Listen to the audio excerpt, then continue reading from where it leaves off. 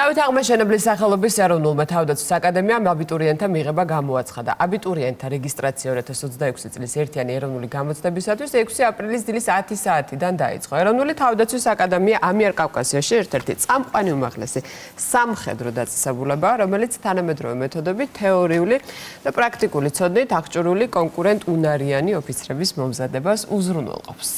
საბაკალავრო პროგრამებს სთავაზობს დავით აღმაშენებლის სახელობის ეროვნული თავდაცვის აკადემია სწავლის მსურველებს და როგორ მიმდინარეობს პროცესი, ამას ახლა ჩვენი სტუმრებისგან შევიტყობთ.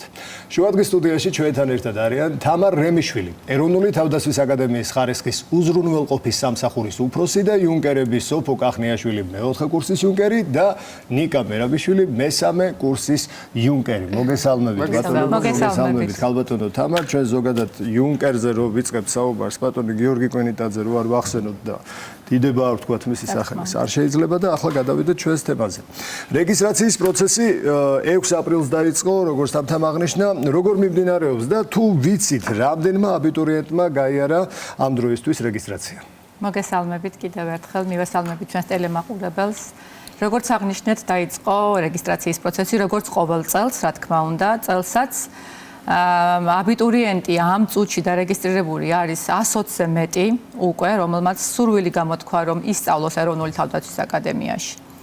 რა თქმა უნდა, საბაკალავრო საგანმანათლებლო პროგრამებს იმას, რასაც ვთავაზობთ აკადემიას, ეს არის თავდაცვა და უსაფრთხოება, თავდაცვის მენეჯმენტი, საავიაციო ინჟინერია, მექანიკის ინჟინერია და კიბერსივრცის ოპერაციები და ინფორმაციის უსაფრთხოება. ეს საბაკალავრო პროგრამები, რომელსაც ვთავაზობთ ჩვენს ძვირფას აბიტურიენტებს. საინტერესო პროცესია, საბუთების მიღების ეს პროცესი, გარდა იმისა, რომ სრულიად საქართველოში აბიტურიენტებს აქვთ საშუალება დარეგისტრირდნენ სხვადასხვა პროგრამაზე, გარდა ამისა, აკადემიას აქვს კიდევ თავისი, ასე ვთქვათ, შიდა კონკურსი, რომელიც ასევე აუცილებელია, რომ მათ მოვიდნენ და ადგილზე ჩააბარონ.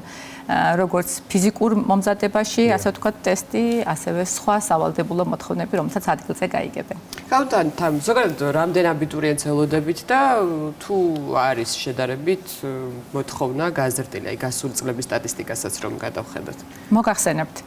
ამ დროისთვის, აი დღევანდელი დღისთვის, დაფიქსირე როგორც გითხარით, 120-ზე მეტ აბიტურიენტს აქვს შემოხაზული, ხო?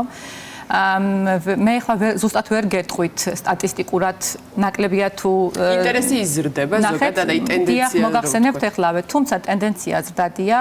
აკადემია ყოველ წელს 130 ადგილს აცხადებს საბაკალავრო საგანმანათლებლო პროგრამებისთვის და როგორც წესი ყოველთვის ავსებს ამ მოთხოვნას.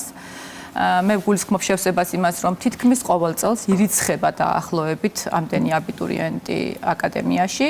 შემდეგ მათ უკვე უწევთ გარკვეული საფეხურების გავლა, მათ შორის საწყისი საბრძოლო მომზადების 5-კვირიანი კურსის გავლა და გარკვეული ასე ვთქვათ, შიდა როგორც გითხარით შერჩევები და აი ამ BCT-ის ეგრეთ წოდებული საწყისი საბრძოლო მომზადების კურსის გავლის შემდეგ უკვე ის ასე ვთქვათ ნაღები რჩება დაახლოებით 100-110, რომელიც ყოველ წელს თავდაცვის ძალებს ავსებს მათი ესე ვთქვათ კვალიფიციურებიდან გამომდინარე. ხლად ნაღების ზოგადად. ახლა მე სოფო შემახსენეთ როგორ არის ის მოწოდება გახდი იუნკერი, ხო? აი გახდი იუნკერი, ეს არის მე როგორც ვიცი თქვენი მოწოდება და ერთი ესეთი კითხვა მინდა დავსვა. რამდენად გამოხატავენ სურვილს, აი რეალურად უნდათ ადამიანებს? თვითონ სტუდენტებს რო ვკითხოთ, უმჯობესია. სტუდენტების რა თქმა უნდა იტყვიან და მეც დავადასტურებ, რომ ნამდვილად უნდათ და ინტერესი დიდია. თქვენთან ესეთ კითხვით მინდა გავაგზავნო კიდევ რომ ინფრასტრუქტურას ხომ მოითხოვს განვითარებას, როდესაც რაოდენობა იზრდება, მსროლები იზრდებიან, აი როგორ არის ამ კუთხით მდგომარეობა და შემდეგ ეროვნული თავდაცვის აკადემიის ინფრასტრუქტურა თამამად შემიძლია ვთქვა, რომ დღეს საქართველოში ერთ-ერთი საუკეთესოა უმაღლეს საგანმანათლებლო დაწესებულებებს შორის. რას გულისხმობს ახლა ერთ-ერთი საუკეთესო ბუნებრივია? ადგილზე არის როგორც სასწავლო აუდიტორიები, სასწავლო კორპუსები, ასევე საცხოვრებელი კორპუსები, სადაც პატივცემული იუნკერები ცხოვრობენ და იქ ატარებენ ღამესაც ბუნებრივია. ასევე ვთავაზობთ სხვადასხვა ლაბორატორიებს, პროგრამების შესაბამისად ბუნებრივია, ბიბლიოთეკას, რომელიც ასევე იქვე არის განთავსებული ლოკალურად ერთ ადგილზე. არის შეთავაზება, ასე ვთქვათ, სხვადასხვა სპორტული ღონისძიებების, რომლებიც ასევე ადგილზე ინფრასტრუქტურულად ვთავაზობთ. და აი თამამად შეგვიძლია ვთქვათ, ყველაფერი რაც იუნკერებისთვის საჭიროა და მათ ვკითხოთ და ისინიც ასე ვთქვათ გვიპასუხებენ ყველა მოთხოვნას, რომელსაც დღეს საერთაშორისო სტანდარტი, ასე ვთქვათ, აწესებს, ყველა არის ადგილზე და აქვე რაკიღა საერთაშორისო სტანდარტი ვახსენი არ შემიძლია. არ ვთქვა ისიც, რომ ყველა საბაკალავრო პროგრამა არის აკრედიტირებული, ეს ნიშნავს იმას, რომ ყველა მათ დააკმაყოფილეს შიდა მოთხოვნა, ასე ვთქვათ, ეროვნული აკრედიტაციის სტანდარტები და პასუხობენ ასევე საერთაშორისო მოთხოვნებსაც. ნიკა, აუცილებლად უნდა გადმოვიდე თქვენზე პირველ რიგში, მართლა თვალს ვერ გწყვეტ, უნდა ვაღიარო გულწრფელად, თან ისეთი პროფესია გაქვთ არჩეული, რომ აი არ ვიცი, დიდი პატივისცემა ჩემგან. რატომ აირჩიეთ ზოგადად ეს პროფესია და ასევე საინტერესოა სწავლის პროცესში გქონდათ თუ არა გარკვეული აღმოჩენები, ისე თქვენით დავიწყებ და ნიკა მერე თქვენც აუცილებლად მიპასუხეთ. მოგესალმებით პირველ რიგში, მივესალმებით თქვენს ტელემაყურებელს.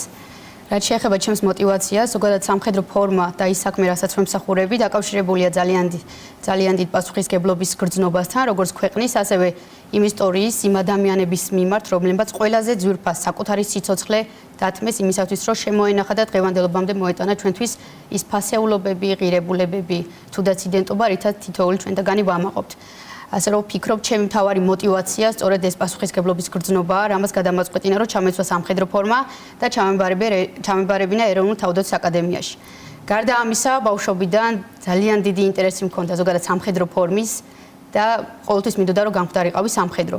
და სწორედ ეროვნული თავდაცვის აკადემია არის ის სივრცე, სადაც მომეცა შესაძლებლობა, რომ კომბინირებულად მიმეღო განათლება, როგორც სამოქალაქო, ანუ აკადემიური მიმართულებით, ასევე სამხედრო მიმართულებით. მინდა გუწრფელად ვთქვა ის, რომ ეროვნულმა თავდაცვის აკადემიამ გაამართლა ჩემი მოლოდინები. კი ბატონო, რადგან არის ყველანაირი რესურსი იმისათვის, რომ მივიღო განათლება, ჩამოყალიბდე მტკიცე მორალის, ეთიკურად განვითარებული და ასევე დისციპლინირებულ სამხედრო სამმართველოდ ოფიცრად. სოფო, ისე ისაუბრეთ, არის უნდა იპასუხოთ მე. ნიკა, თქვენი მოტივაციაზეც რომ გითხრათ და სამომავლო გეგმები, აი, როდესაც აი რა არის თქვენი მიზანი სამომავლოდ, როდესაც თუნდაც აკადემიას დაასრულებთ. რა თქმა უნდა, ჩემი მოტივაციაც მომდინარეობს ჩვენი ისტორიიდან. ბავშვობიდან რომ სურდა რომ ყოფილიყავი ქართველი ჯარისკაცი, მით უმეტეს მეთაურის რანგში, ხოლო ეროვნული თავდაცვის აკადემია არის ის ადგილი, სადაც მე შემეძლო მიმეღო როგორც სამოქალაქო, ისე სამხედრო განათლება, განსაკუთრებით ჩავამაყალიბებინა ის უნარები, რომლებიც ყველაზე ასე ვთქვათ საჭირო არის როგორც მომავალი მეთაურისთვის და რა თქმა უნდა აკადემიამ გაამართლა ჩემი იმედები, ჩემი მომავალი რა თქმა უნდა უკავშირდება ისევ და ისევ სამხედრო კარიერის გაგრძელებას კონკრეტული მიმართულებით და ნამდვილად შემიძლია ვთქვა, რომ საქართველოში ეროვნული თავდაცვის აკადემია არის ის ადგილი, სადაც შეუძლია იმსახუროს ნამდვილმა ქართულმა ვაჟკაცმა, როგორც ასე ვთქვათ სამხედრო ფორმაში. დაატაროს ის მიმდევრ. გმირთან ნაკვალევს მიყვებით და მათ უდიდეს საქმეს აგრძელებთ. უმნიშვნელოვანესია ჩვენი ქვეყნისთვის, რა თქმა უნდა და მე დარწმუნებული ვარ, რომ ძალიან ბევრი ახალგაზრდა გამოთქვამს ამის სურვილს. წარმატებას გისურვებთ.